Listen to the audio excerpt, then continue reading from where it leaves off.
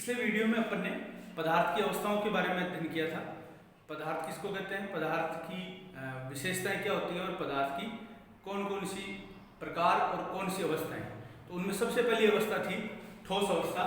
ठोस अवस्था के बारे में आप ये जो विशेषताएं जब पढ़ें तो सबसे पहली विशेषता इसकी पहचान की होगी। पहचान के लिए आप देखिए कि जैसे ये पेन है, चौक, पेंसिल, रबर, नमक, स्केल, ब्लैक बोर्ड, पंखा, बटन, ट्यूबलाइट, जितनी भी चीजें आपको आसपास में दिख रही है जिनको आप पहचान के बता सकते हैं कि ये ठोस है, तो उन सब में एक विशेषता है कि उनका आकार निश्चित है और उनका आयतन निश्चित है। तो पहली और दूसरी विशेषता प्रत्येक अवस्था की जब भी अपन लिखेंगे तो उसमें ये लिखना है आपको आकार और आयतन के बारे में। ये चीज आप समझते भी हैं और इसको इसी के आधार पर आप इसको पहचान करते हैं। सबसे पहली विशेषता होगी इनका आकार। ठोस के बारे में बात हो रही है तो ठोस का आकार निश्चित होता है। तो इनका लिख दो या आप ठोस का लिख दो। ठोस का आकार निश्चित होता है। अब निश्चित का अर्थ समझते हैं, जो वैसा ही रहता है। इस पेन को मैं यहां रख दूं, दूसरे कमरे में ले जाऊं या और कहीं ले जाऊं या 10 दिन बाद देखूं, ये ऐसा ही मिलेगा आपको। ये आकार की इसकी निश्चितता हो रही है। जितनी जगह इसको जैसे जेब में डालूं, जितनी जगह इसको घेरनी उतनी घेरेगा, यहाँ पे रखूं तो भी उतनी घेरेगा। तो ये आप ध्यान रखें। तो ये पहला हो गया। दूसरी विशेषता है ठोस की आकृति, आकृति के बाद सॉरी आयतन। ठोस का आयतन, ठोस का आयतन निश्चित होता है।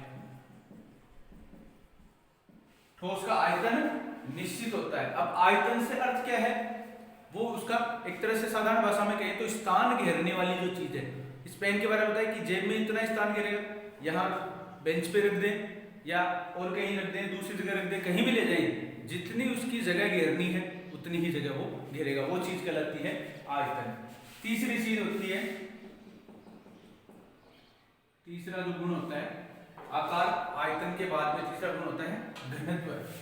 ठोस का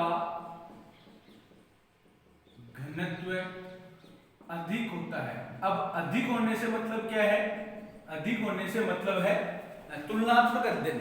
ये अपन तुलना कर रहे हैं किससे, द्रव से और गैस से। और वास्तव में देखा जाए कि इन तीनों अवस्थाओं में जो घनत्व का मतलब होता है, आप ऐसे देखें कि ये एक पदार्थ का मैंने कोई काट लिया है, कोई टुकड़ा लिया है, उसमें ये कणों की अवस्था है, ये इस तरह उसके कण है। ये दूसरा पदार्थ है,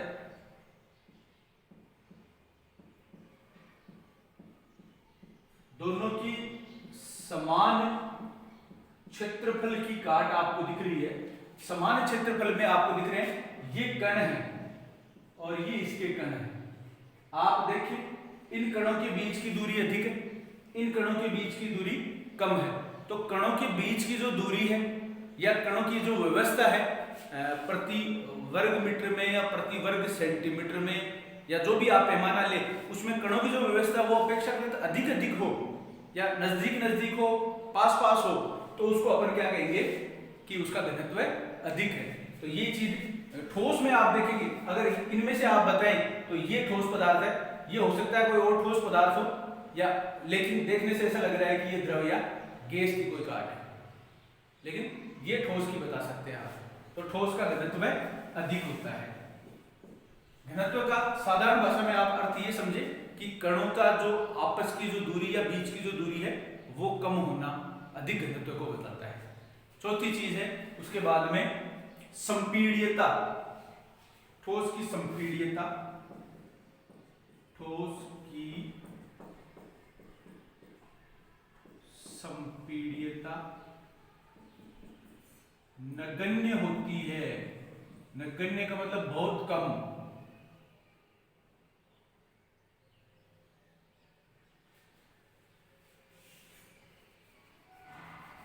अब संपीड्यता का अर्थ क्या होता है, कंप्रेस करना। जैसे आपके पास रुई है, आपके पास फोम है, उसको आप दबाते हो वो दब जाता है, ठीक है।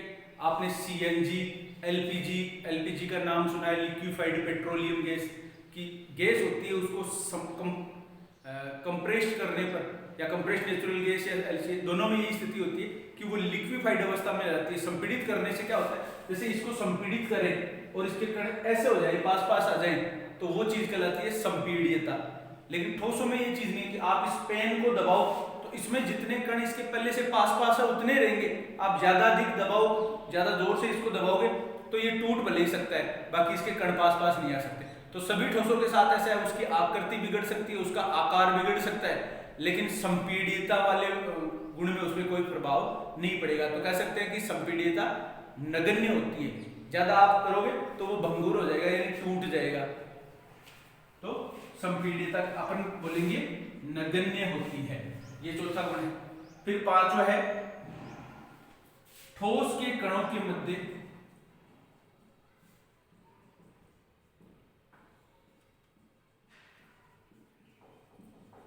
अंतराणुक आकर्षण बल अधिक होता है। ठोस के कणों के मध्य अंतराणु आकर्षण बल अधिक। अंतराणु यानी अंतर अणु, दो अणुओं के मध्य ये जो अणु है, ये जो अणु दिख रहे हैं, ये जो अणु दिख रहे हैं, इनके मध्य आकर्षण बल ज्यादा होता है। आकर्षण बल ज्यादा होने से क्या होगा, अणु पास पास रहेंगे, आसानी से टूटेगा नहीं। आप कितना भी इसको खींचो या कंप्रेस करो, कोई विशेष प्रभाव नहीं पड़ेगा। तो अंतराणु आकर्षण बल क्या होता है, अधिक होता है। किसमें, ठोसों के कणों के मध्य। और छठा होता है ठोस के कणों में विसरण बहुत कम होता है। विसरण अत्यंत कम होता है। ये तीन चीज आपको याद रखनी है, एक तो संपीड़िता, एक अंतराणु आकर्षण बल और एक विसरण। ये तीन नाम जो आए हैं, इन पर आपको, इन्हीं से आप पहचान करोगे कि ये कौन सी पदार्थ कौन सी अवस्था में है, ठोस अवस्था में है या द्रव अवस्था में है या गैस अवस्था में है। इनके बीच में आपको पहचान करनी है। यानी विसरण का अपन अर्थ बता सकते हैं कि विसरण का अर्थ होता है एक तरह से फैलने से, कि कोई माध्यम है उसमें वो कितना फैलते हैं। जैसे गैस वाले उदाहरण से मैं आपको बताऊंगा कि जैसे आप एक अगरबत्ती लेते हो और अगरबत्ती को आप यहां जलाते हो और पीछे पूरे कमरे में खुशबू हो जाती है, यहां तक कि कमरे से बाहर भी हो जाती है। ऐसे ही आप इत्र छिड़कते हो तो इत्र आपने यहां छिड़का लेकिन उसकी खुशबू काफी दूर तक चली जाती है। ऐसा इसलिए होता है क्योंकि इसकी जो अगरबत्ती से निकला हुआ धुआं या इसकी इत्र की जो खुशबू है, जो गैस है, वो वायुमंडल में फैल जाती है। यानी उनके कणों के बीच में, वायु के कणों के बीच में जगह जो होती है उसमें वो फैल जाती है। तो ये गुण कहलाता है विसरण। तो ठोसों में इस तरह का कोई गुण नहीं होता है, विसरण का कोई गुण नहीं होता है। दूसरी अवस्था अपन पढ़ेंगे द्रव अवस्था। कौन सी पढ़ेंगे, द्रव अवस्था, जिसको अपन क्या कहेंगे, लिक्विड। क्या कहेंगे, लिक्विड। इन्हीं जो गुण है इनका ही दोबारा अपने को अध्ययन करना है। जैसे द्रव होते क्या हैं, जैसे पानी, दूध, तेल, जितने भी जो तरल चीजें हैं उन सबको अपन द्रव में ले सकते हैं। सबसे पहला गुण अपने को मोटा मोटा देखने पर कि आकार निश्चित होता है ठोस का। द्रव के बारे में क्या कह सकते हैं, आकार निश्चित नहीं होता। आप आपके पास पानी है, उसको गिलास में डालें, गिलास की आकृति का हो जाएगा, किसी बड़े पात्र में डालें उसकी आकृति का हो जाएगा, छोटी कोई लंबी परख नली उसमें डालें तो उसके आकार का हो जाएगा। तो आकार निश्चित नहीं होता है। सबसे पहला द्रव का आकार निश्चित नहीं होता है, या इसको क्या कह सकते हैं, अनिश्चित भी कर सकते हैं। द्रव का आकार निश्चित नहीं होता है, इसके बजाय आप लिख दो अनिश्चित होता है।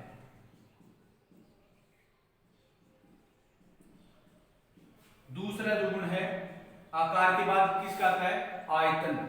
तो द्रव का आयतन, आयतन के बारे में आप क्या कहेंगे, आयतन होता है एक तरह से कितना स्थान वो घेरता है।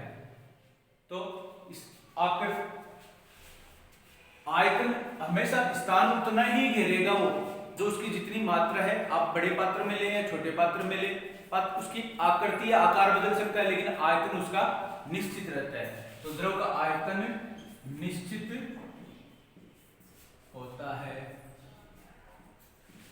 तीसरी चीज है फिर घनत्व। तो द्रव का घनत्व का मतलब ये कणों के मध्य की दूरी। तो ठोस से तो होता है कम और द्रव से होता है ज्यादा। तीनों अवस्थाएं हैं उनकी आपस में अपन तुलनात्मक स्टडी है वो भी साथ में करते रहेंगे। तो द्रव का घनत्व, द्रव का घनत्व ठोस से कम परंतु गैस से अधिक होता है। ये हो गया इसका तीसरा पॉइंट।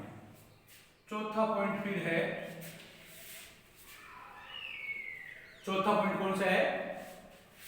चौथा है द्रव में संपीड्यता।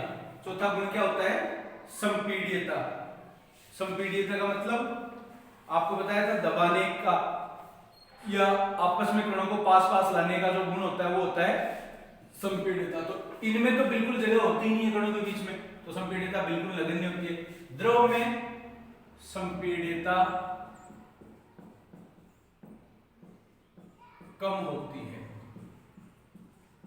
ज्यादा तो ये भी नहीं लेकिन थोड़ा संपीड़न इनका कर सकते हैं। अपेक्षाकृत थोड़ी सी दूरी होती है कणों के बीच में तो थोड़े संपीड़ित हो सकते हैं। उसके बाद में है पांचवा अंतराणु आकर्षण बल।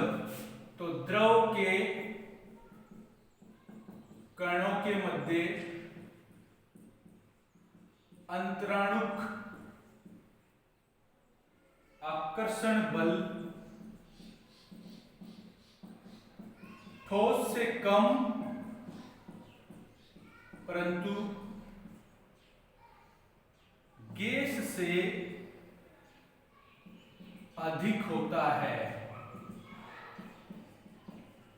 आप गैस के कणों के बारे में देखें तो गैस के कण दूर दूर होते हैं, आकर्षण बल कम होता है इसलिए दूर दूर फैले हुए रहते हैं। ठोस के पास पास रहते हैं। लेकिन द्रव की बात करें तो द्रव के ठोस से तो आकर्षण बल कम होता है लेकिन गैस की तुलना में उनमें आकर्षण बल ज्यादा होता है। और छठा है फिर विसरण। विसरण इसमें अत्यंत कम होता है। द्रव के बारे में कहेंगे कि द्रव के कणों में विसरण अपेक्षाकृत क्या होता है? गैस से कम और ठोस से अधिक। कणों में विसरण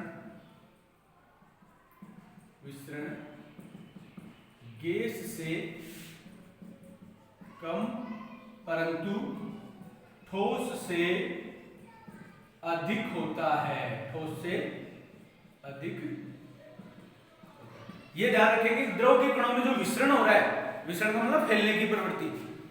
जैसे अगरबत्ती वाले, सेंट वाले, जो इत्र वाले उदाहरण से मैंने बताया था, तो गैस तो अधिक फैलती है क्योंकि उसमें विसरण अधिक होता है। लेकिन इनमें ठोस से तो विसरण अधिक होता है लेकिन गैस से भी क्या होता है? कम होता है। तीसरी अवस्था फिर आती है गैस अवस्था। पदार्थ की जो तीसरी अवस्था वो कौन सी है? गैस अवस्था। गैस अवस्था के गुणों के बारे, गैस अवस्था के बारे में आप क्या जानते हो कि जैसे धुआं है, oxygen, nitrogen, organ, carbon dioxide, sulphur dioxide, nitrogen dioxide, nitrous oxide, जितने भी लगभग अपने ऑक्साइड है, अधातु ऑक्साइड जितने भी हैं तो वो लगभग गैसीय अवस्था में ही है, वायुमंडल में भी मौजूद है। इसके अलावा भी अपने धुआं कह सकते हैं, धूल तो ठोस रूप में रहती है, तो ये सभी गैस अवस्था में पाए जाते हैं। तो इनके बारे में सबसे पहला जो गुण है आकार। आकार कैसा होता है? आकार इसका भी पता, जैसे आपने देखा है सिलेंडर होता है उसमें गैस होती है, तो छोटे सिलेंडर में भी होती है, बड़े सिलेंडर में भी होती है। बड़ा कोई और चेंबर हो तो उसमें भी हो सकती है, कमरे में है तो कमरे के हिसाब से होती है। तो अगर किसी भी चीज में इसको भरा जाए तो उस पात्र का आकार ये ले लेती है। तो आप इसको क्या लिखेंगे कि ठोस का आकार निश्चित, द्रव का अनिश्चित, वैसे ही गैस का आकार अनिश्चित होता है। ये पात्र के अनुसार आकार ले लेती है। गैस का आकार अनिश्चित होता है तथा ये पात्र के अनुसार आकार ग्रहण कर लेती है। दूसरा फिर गुण है, आकार के बाद आता है आयतन। तो आयतन भी कैसा होता है इसका? अनिश्चित। आयतन कैसा होता है? अनिश्चित। तो गैस का आयतन भी अनिश्चित होता है। आगे वही बात है, तथा ये पात्र के अनुसार आयतन ग्रहण कर लेती हैं। आकार भी उसी अनुसार ग्रहण कर लेती हैं और आयतन भी उसी अनुसार ले लेती हैं, ग्रहण कर लेती हैं, ले लेती हैं। तीसरी चीज आती है फिर घनत्व। तो घनत्व अत्यंत कम होता है। गैस का घनत्व अत्यंत कम होता है। घनत्व का अर्थ क्या हुआ? घनत्व का अर्थ मैंने बताया था, वो कणों के बीच की जो दूरी जो दिख रही है, ये अब इनमें से ये जो दूसरे वाला जो चित्र मैं अभी बना रहा हूं, इसमें कण पास पास है, तो ये हो गया इनका घनत्व। और ये कम घनत्व, इसको आप कहेंगे कम घनत्व और इसको कहेंगे अधिक घनत्व। ठीक है, तो ये घनत्व इसका कम होता है। चौथी चीज होती है फिर संपीड्यता। संपीड्यता का मतलब कंप्रेस करना। तो गैस को आप देखते हैं कि गैस को कंप्रेस करके एक सिलेंडर आता है, उसमें से आप जब निकालते हो गैस तो कितनी सारी गैस निकलती है, जबकि वास्तव में अपन देखा जाए तो सिलेंडर जितनी दूरी में अपने अपन साधारण तौर पर किसी कमरे में देखें तो बहुत कम गैस की मात्रा होती है, तो उसमें दबा दबा के कंप्रेस करके गैस भरी जाती है, जिससे जो कणों के बीच की दूरी है वो कम हो जाती है और उससे अवस्था भी परिवर्तित हो जाती है। जो गैस है उसके कणों को और पास लाया जाए तो द्रव में, और द्रव के कणों को और पास लाया जाए तो वो ठोस में बदल जाते हैं। तो इसीलिए इसको कहा जाता है एलपीजी, लिक्विफाइड पेट्रोलियम गैस। तो जब सिलेंडर में जो होती है वो द्रव अवस्था में होती है, उसको इतना अधिक कंप्रेस कर दिया जाता है कि वो दबकर गैस के बजाय द्रव अवस्था में आ जाती है।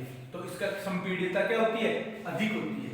तो गैस की संपीड्यता अत्यधिक होती है। संपीड्यता अत्यधिक होती है। अत्यधिक का मतलब बहुत अधिक होती है। आगे वाला फिर है अंतराणु आकर्षण बल। आकर्षण बल कम होता है, इसीलिए कण दूर दूर होते हैं, जबकि ठोस में आकर्षण बल ज्यादा होने से ही वो आकृति आयतन निश्चित होते हैं, पास पास रहते हैं। तो आप इसमें लिखेंगे गैस के कणों के मध्य अंतराणु आकर्षण बल बहुत कम, या नगण्य तो नहीं कह सकते अपन, बहुत नगण्य कह दो, नगण्य होता है। नगण्य अर्थात बहुत कम होता है। और लास्ट जो गुण है जो वो है विसरण का। विसरण अत्यधिक होता है। विसरण का मतलब फैलने की प्रवृत्ति। तो गैसों में विसरण अत्यधिक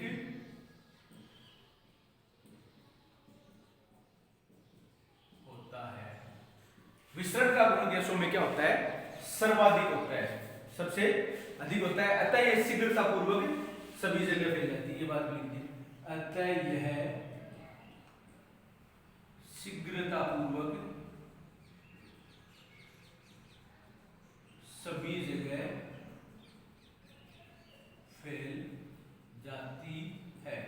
इसका उदाहरण देखा आपने, अगरबत्ती वाला मैंने बताया, यहां जलाते हैं वहां तक आती है, इत्र आप लगाएं तो पूरे कमरे में खुशबू हो जाती है। गैस सिलेंडर से गैस निकले तो काफी दूरी तक उसकी जो बदबू है वो पहचान लेते हैं लोग, कई दूर तक वो गैस फैल जाती है। तो ये गुण कहलाता है, फैलने की जो प्रवृत्ति, ये गुण क्या कहलाता है? विसरण।